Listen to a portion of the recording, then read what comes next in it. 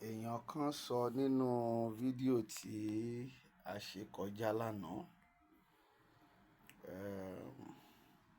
you need láti dá orúkọ ẹ so that you won't feel important, but I will keep on I will keep on monitoring and I will keep on dropping my message. Sheet tí ẹ kóra yín sí òun lè ń face lọ́wọ́lọ́wọ́ báyìí. So, when the Lord through his prophet, not only me, through his prophet tó jáde tó sọ fún yín wípé ẹni tí ẹlẹ́fẹ́ dìbò fún, it is not as if the man is not nice. It is not as if the man is not good on his own way. Oyala nínú láyé tiẹ̀ pé gbogbo wa la láyé, ọ̀tọ̀ láyé wa, ọ̀tọ̀ ni pé ká bá tún bọ́ sínú ayé kan pé in a general ayé, ọ̀tọ̀ láyé tá tún máa lò ń bẹ̀. Ọ̀tọ̀ ni personal life wa, ọ̀tọ̀ ni general life wa, ọ̀tọ̀ ni public life. Ìyẹn ni mò ń divine. I want to divine many things again this morning. So now, many prophet comes out. God says, you deny those prophets. Inú agbami ìyà yẹn lẹ wà báyìí sìn. Àwa ò ní, we don't have any sympathy fún ẹnikẹ́ni tó ń jìyà báyìí. Because nítorí pé ní àná àwa ti gbọ́ t'Olúwa sọ, ẹ̀yin ni ẹ ò gbọ́. Ọ̀pọ̀lọpọ̀, wọ́n ṣe tún sọ yìí, ọ̀pọ̀lọpọ̀ ló bú gbogbo ìránṣẹ́ Ọlọ́run tó jáde tí wọ́n wí pé báyìí l'Olúwa wí. Pé ìránṣẹ́ tẹ́lẹ̀ fẹ́ dìbò fún wọn ò ní jẹ́ ó ṣe. Gbogbo ẹ máa dàrú. Ibi tí mo dẹ̀ tún sọ dé nínú ọdún náà pé ẹ máa rí iyẹ̀pẹ̀, ẹ pè ń gàrí. Ẹ dẹ̀ tí ì rí iyẹ̀pẹ̀ rárá. Ẹ tí ì rí rárá. Gọ̀sọ̀ ohun táwa rí òun la sọ. Àwa ò ní kẹ́ ẹ má bù wá. Wà á rí nínú fídíò. Nítorí máa pé kò pé mi ò mọ̀ pé èèyàn ń bú mi ni. I know that people is abusing me and I don't care. In as much I am passing my message, are you getting me? I don't care at all. Now, èèyàn kan tún sọ láàárọ̀ yìí wípé àwọn tí ẹ̀ ń ríran tó da ìran burúkú ni. Listen to me now. Let me divine that. Ìran wo ló dá Nàìjíríà báyìí? Ìran àgbáyé ni now. Àìmọye èèyàn tó máa jókòó síwájú mi tá à ń ríran fún now. A dẹ̀ ríran fún pé ó máa kú. A ríran fún pé ayé ẹ̀ máa bàjẹ́. But ìran táwọn à ń sọ yìí, kò possible kéèyàn jókòó síwájú mi kí n sọ̀rọ̀ ẹni tó wà níwájú mi fún public. It is not possible. Ìran tá à ń sọ ìran àgbáyé ni. Ohun tó fẹ́ ṣẹlẹ̀ nínú ayé.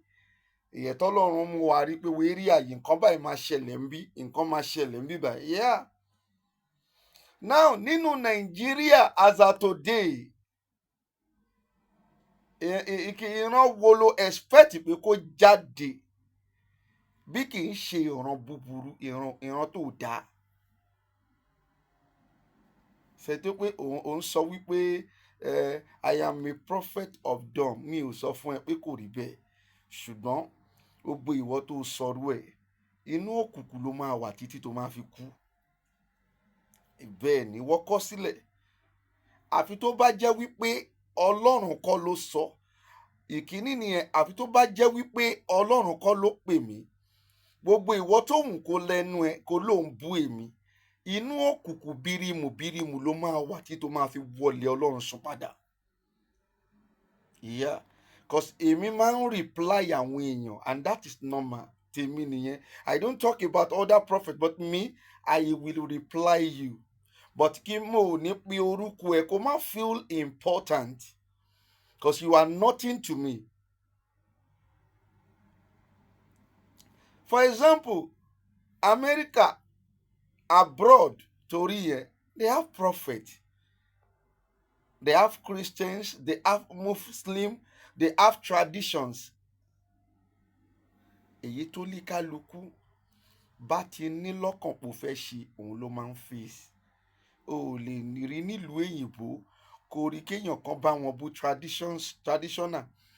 Ẹni tó ń ṣe traditional kò ní bú Christian, kò ní bú Muslim. Ìyẹn ni pé wọn ò mọ̀ọ́kì Ọlọ́run. They always face their way. Nàìjíríà yìí náà láti rí i pé ìwọ tó jẹ́ kankan wàá máa bú pásítọ̀, ìwọ tó jẹ́ kankan wàá máa mọ̀ọ́kì Ọlọ́run. Jẹ́ kí n sọ fún ẹsẹ̀, àní ò ní ṣe rere sẹ́. Gbogbo ìran kò bá jẹ́ orílẹ̀-èdè náà ni, gbogbo ìran àbí orílẹ̀-èdè tó bá ti jẹ́ pé Ọlọ́run ni ó ń bu ẹnu àtẹ́lù, orílẹ̀-èdè yẹn ò ní ṣe rere, ìran yẹn náà ò ní ṣe rere, ayé tó sọ́nà ayé yẹn náà ò tún ní ṣe rere. It's a basic truth. You may be thinking it's a cause. Why America, why Russia and those countries, they are moving is that everybody face their business. Nǹkan tó bá ti rí páwọn ò ṣe, wọn kò ní sọ pé kò dáa. They will just live there. Bó jẹ́ Christian náà ló ń ṣe ni. Ìwọ ọjọ́ wo ló gbọ́ tí UK àti America, ìjọ́ wo ló gbọ́ tí Muslim UK tó lọ jà, ìjọ́ wo ló gbọ́ tí Muslim America tó lọ jà, because wọn ò lè jà. They face their business. Wọn ò dẹ̀ ní sọ ìsọkúsọ sí Kristẹni, kò possible. Nàìjíríà yìí náà ni láti máa rí pé o gbé tiẹ̀ dání, nǹkan tó gbé dání, wàá wá tún máa bá another person jẹ. Tẹ bá ń bú èèyàn, tẹ bá ń sọ̀rọ̀ síyàn, kì í ṣe Ọlọ́run ṣe, kì í ṣe Ọlọ́run. Má tiẹ̀ sọ̀rọ̀ débi Ọlọ́run. Òun ló kó yín sínú ìyọnu tẹ wà lónìí. Mo dẹ̀ ń gbàdúrà fún Tinubu pé Ọlọ́run á jẹ́ kó lu ọdún 7. Àdúrà tí mò ń gbà ń sìn ni mò ń sọ fún ẹ̀yin, tí mò ń rí lè gbà, Olúwa jẹ́ ó lu ọdún 7 lórí oyè, kí ìyà àti ìṣẹ́ kó lè pọ̀ lórílẹ̀‐èdè yìí. Tí n bá wò láti àárọ̀, láti Monday wọ Sunday, kì í ṣe Nigerians ló ń bẹ̀ mí rajà tèmi. Àwọn tó ń rajà lọ́wọ́ mi, àwọn tó wà nílùú òyìnbó ni.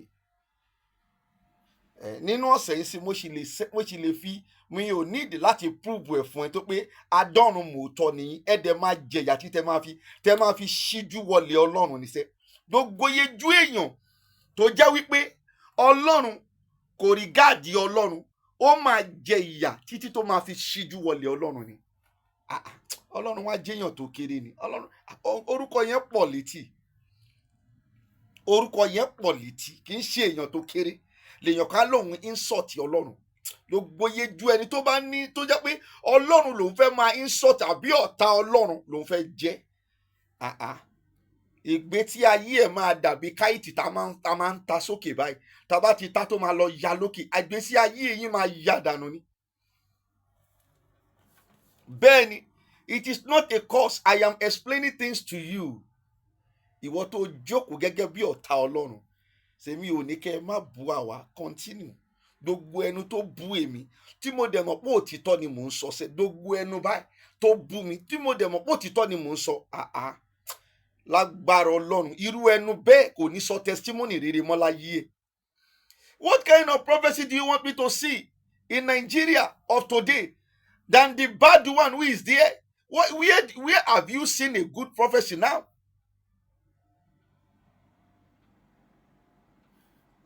mi kò ṣe dé, mo gbé fídíò mi wá fún ẹ pé kó wò ó. Ayẹyẹ ṣe Nàìjíríà ló rọjà mi, mo dẹ̀ wá òkè. Tí n bá dẹ̀ wá jáde pé ẹjọ́ ẹ fún mi lówó, á jẹ́ pé nítorí ìyìn rere. Kì í dẹ̀ ń ṣe èní làwọn ìránṣẹ́ Ọlọ́run ti ń jáde láti béèrè owó lọ́wọ́ àwọn tó fẹ́ràn Ọlọ́run. Kì í ṣe olórí burúkú bíi tiẹ̀, kì í ṣe olórí burúkú bíi tiwọ tó yẹ pé ọ̀tá Ọlọ́run ni ẹ́. Kì í ṣe èní ní àwọn ìránṣẹ́ Ọlọ́run, àwọn Adébóyè, àwọn Olúkọ̀yà, even till today wọ́n sì máa ti gbé àkáǹtì wọn sórí TV. Àwọn tó fẹ́ràn Ọlọ́run á dẹ̀ fi owó síbẹ̀ fún wọn láì tiẹ̀ la ẹnu. Kì í ṣe bí àbí ìtìṣẹ́ tá a bá jáde ká béèrè nǹkan, á jẹ́ pé bóyá nítorí iṣẹ́ Olúwa ni. Kì í ṣe pé ebi ló ń pa àwa.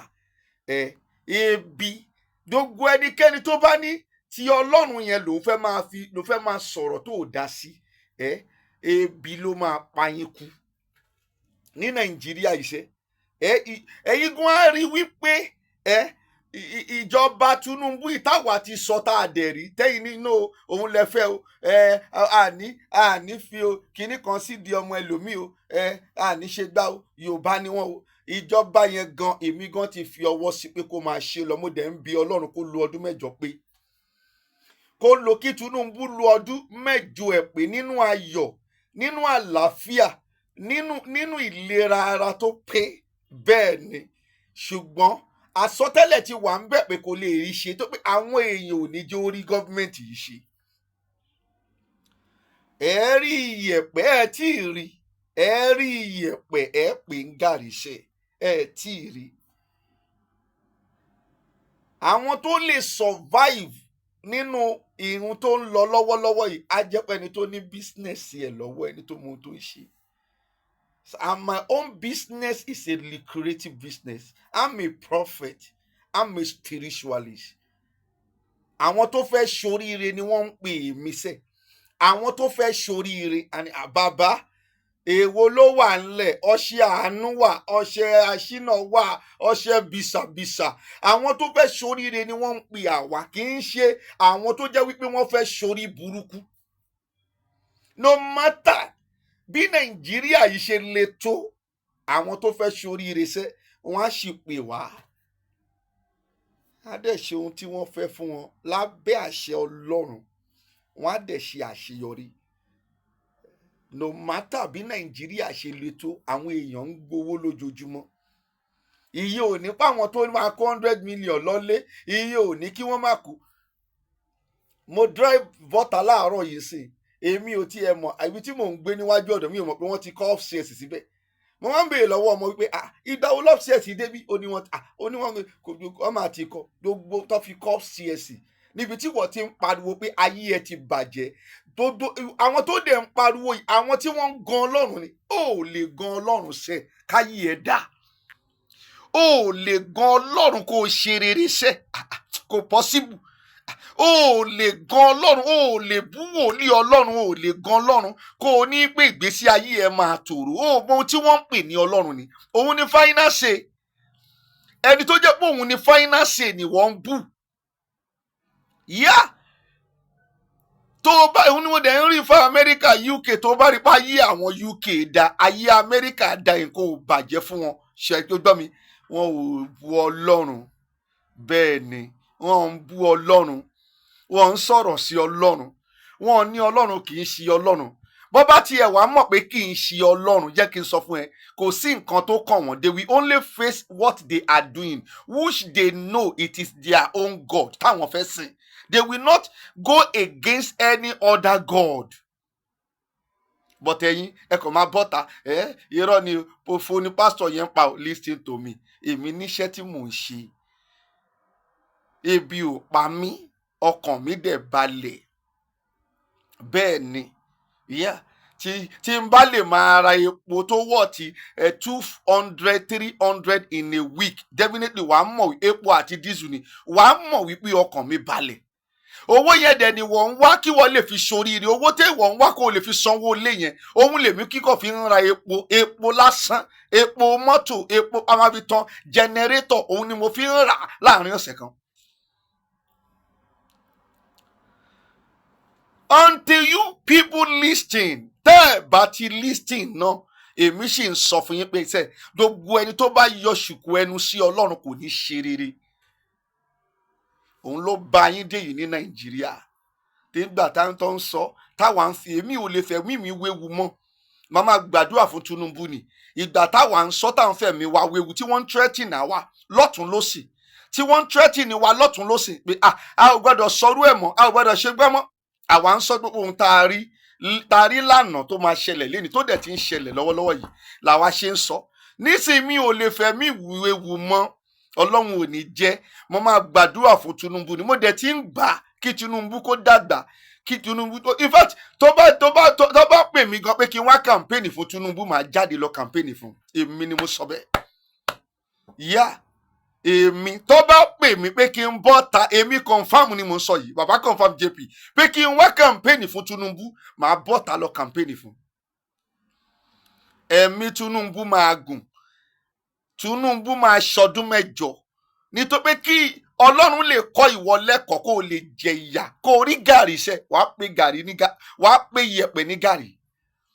Until you people know what is God, ẹ mọ Ọlọ́run yàtọ̀ sọ́lọ́run. Ẹ bá ń sọ̀rọ̀ yẹn, èyí sọ̀rọ̀ fàṣàfàṣà sọ́lọ́run. tó bá ti wà frustrated, ọwọ́ Ọlọ́run kọ́, bó ṣe ṣègbésí ayé ẹ ni. Yeah, èmi ò wà frustrated, I am telling you, I am not a frustrated person. Bí mo dẹ̀ ṣe gbé ìgbésí ayé mi ni, I have my work, mo níṣẹ́ tí mo ń ṣe. Kì í ṣe bí a tó pé agbé ṣọ́ọ̀ṣì kalẹ̀, èèyàn ń dáyàn kankan ní. No, àwọn tó fẹ́ ṣoríire ni wọ́n ń pè mí sẹ́. Àwọn tí wọ́n fẹ́ ṣoríire, àwọn táyé wọ́n fẹ́ dà, àwọn tí wọ́n ní tó mọ̀ pé àwọn ní ọjọ́ ọ̀la rere ṣùgbọ́n kankan ló ń dá wọn dúró, àwọn ni wọ́n ń pè mí, àwa dẹ̀ máa ṣe iṣẹ́ fún wọn, ayé wọn máa dà. That is all. Nítorí pé àwa tí mọ òtítọ́, àwa bí òtítọ́ dání, òtítọ́ yẹn dẹ̀kẹ̀rẹ̀ òun ló sọ àwa di òmìnira. Ẹ̀yin ẹ máa jáde, màá máa padà wá máa sọ̀rọ̀ yín padà.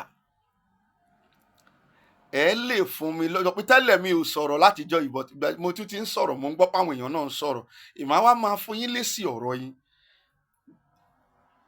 Kì í ṣe pórí mi down. Mi ò lè, there is no way I can go out to protest or whatever you are doing. Ẹ ń ṣe ẹ̀sìn kiri lójú títì. Lẹ́yìn táwa ti sọ jáde, t'Olúwa ti sọ jáde, kì í ṣe mi nìkan, ọ̀pọ̀lọpọ̀ ìránṣẹ́ Ọlọ́run ló rán fún yín. You have done the mistake. Then kẹ wá ní sùúrù ọdún 8 tẹ máa fi jẹ̀yà yẹn. Do ẹ wá fẹ́ tún ní sùúrù. Ẹni tí wọ́n bá pa sójú títì pẹ̀lú bọn, tí àmì bá pa wọ́n pa lásán ni. Kò sí ohun tẹ́ ẹ lè ṣe. Tó pé wọ́n ti pa àwọn kan rí tí kò dẹ̀ sóhun tí tẹ́ ẹ ṣe sí lórí. Nothing you can do. Ó fẹ́, ó kọ̀, Tinubu, Ọlọ́run máa fún ní ẹ̀mí àtara líle tó máa fi rúùlù ọdún 8 yìí pé wàá wá mọ̀ wípé ní tòótọ́ Ọlọ́run, ó mọ Ọlọ́run ṣe. Mo máa fẹ́ jẹ́ kí Ọlọ́run gan ṣú ara ẹ̀ fún ẹ kẹ́ ẹ lè mọ̀ wípé òun ni Ọlọ́run. Bó ṣe ń ṣe díẹ̀díẹ̀ kiri yẹn, díẹ̀díẹ̀. Ọlọ́run máa fún ní agbára láti lè jẹ́ kó lo ọdún 8 yẹn pé tó pé ìwọ ní láti kẹ́kọ̀ọ́. Ṣé ìlú nìyẹn? Ìlú ni ẹgbẹ́ ká, ìlú lẹgbẹ́ dání yẹn. Ìlú ta ti ń repo ní 950. A wà nísẹ̀yìn lánàá, 950 naira ni mo repo. Yeah. Láti mo dé Ìbàdàn tí mo tún máa repo, mo repo ní 840 naira.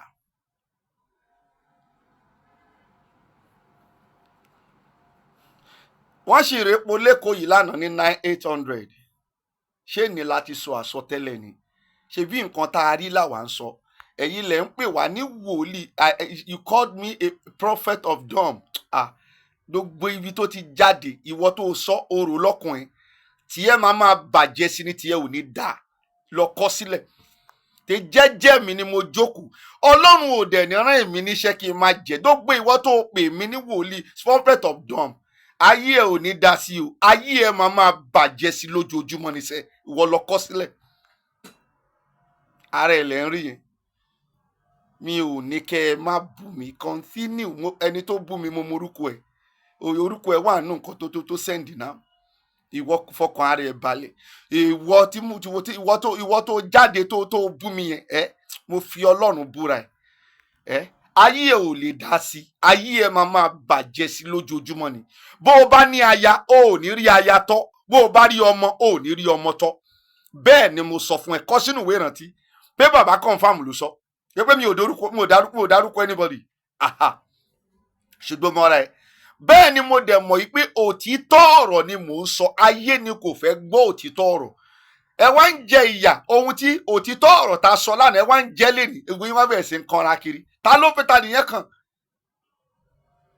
olórí burúkú yín ẹ wá kóra yín síwájú chọ́ọ̀chì láàárọ̀ ìkín tó bọ́ tán sí mo ti rí wọn rẹpẹtẹ wájú chọ́ọ̀chì tó ti bẹ̀rẹ̀ sí ebi ń pa wọn ọmọ àwọn lọ́léwé àwọn ṣe dá lánàá tá a dẹ̀ sọ fún yín nítorí 1,000 naira ẹ lọ dìbò tí kò jẹ́ kẹ́ ẹ dìbò àwọn ní pásítọ̀ yẹn ò dá ṣáwọ̀ ò ti sọ mo dá nílé mo dá níta mo wà òkè mi ò dẹ̀ ṣépè lórí asán mi ń ṣépè fún gbogbo ẹni tó jẹ́ pé ọ̀tá ọlọ́run ni àtàwọn tí wọ́n ń sọ pé I am a prophet of doom ni mo ń ṣépè fún ẹ ò ní jèrè ayé yín bẹ́ẹ̀ bímọ ẹ ò ní dọ́mọtọ́ èmi ni mo sọ bẹ́ẹ̀ oúnjẹ tí ẹ̀yin gan máa jẹ ẹ ò ní rí owó láti rí oúnjẹ yẹn jẹ lọ kọ sílẹ̀ tó pé ẹ kọlù mí ni ó dójú dóyà láti wá kọlù mí ni tẹ tó bá dẹ̀ ti gbóyà tó ti gbóyà láti wá kọlù èèyàn definitely ó fẹ́ rí ìbínú ẹni yẹn nìyẹn.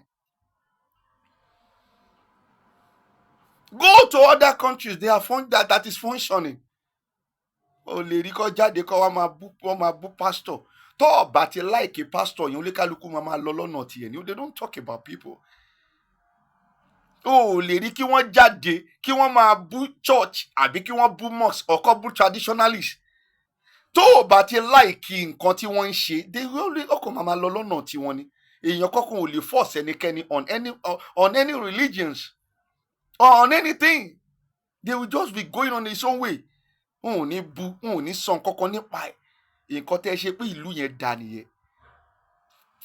Kọ́mọ́ntì ẹ ti bẹ̀rẹ̀ sí ń sọ̀rọ̀ kọ́mọ́ntì ẹ ti bẹ̀rẹ̀ sí ń bú ọlọ́run kọ́mọ́ntì kí ló ṣe yín ẹ tí ì rí ìyá o ẹ jẹ kísà ìyá another edition tún sì tún bọ̀ àwọn tó bá létí ni kí wọ́n gbọ́ àwọn tó dẹ̀ máa àwọn tá a máa ní God bless you fún wọn mọ́ra wọn tọ́lọ́run dẹ̀ máa bless wọn àwọn tó jẹ́ pé ìkorò lọ́dẹ̀ máa fi lódodo ìgbésí ayé wọn náà wọ́n tún mọ́ra wọn náà God bless you orúkọ mi ò yí padà o bàbá confam JP ni ìyá fún àǹfààní ìwọ tó fẹ́ bẹ́ mi sọ̀rọ̀ 08022040950 WhatsApp mi lórí send message mi lórí WhatsApp àwọn tó fẹ́ ṣoríire ló ń pè mí kì í ṣàwọn olórí burúkú èèyàn tó fẹ́ ṣoríire torí situation of the things pé bó ṣe ń rí i pé àwọn ní láti mójútó ọ̀rọ̀ ayé wọn tí kì í ṣe àwọn tí wọ́n ń bú ọlọ́run àwọn tí wọ́n ń bú wòlíì àwọn kọ́ àwọn tí wọ́n fẹ́ ṣoríire tí wọ́n fẹ́ gòkè àwọn tí wọn ò fẹ́ jábọ́ tó wà lókè tí wọn ò tún fẹ́ jábọ́ àwọn ló ń pè àwa ló ń mẹ́sẹ̀jì wa so get me ṣe tó bá wá nídìí nọ́mbà yẹn 08022040950 ó ń kan ẹ́ lára ni ó ń ta ẹ́ lára nítorí pé àwa ń rí jẹ àwa ń rí mu báwa máa rí jẹ àwa máa rí mu àwa ti plan ara wa sílẹ̀ lẹ́yìn tá a ti rí gbogbo wàhálà yẹn tó fẹ́ ṣẹlẹ̀ a ti plan ara wa sílẹ̀ gbogbo wàhálà yẹn a ti rí pé òun ló fẹ́ ṣẹlẹ̀ yes ẹ̀yin lẹ́ ò gbàgbọ́ àwa ti plan ara wa sílẹ̀ ẹni tó plan ara ẹ̀ sílẹ̀ kò lè bá yín protest tó pé that person is busy now is busy doing something is busy cashing money out do you get me fake people up and down.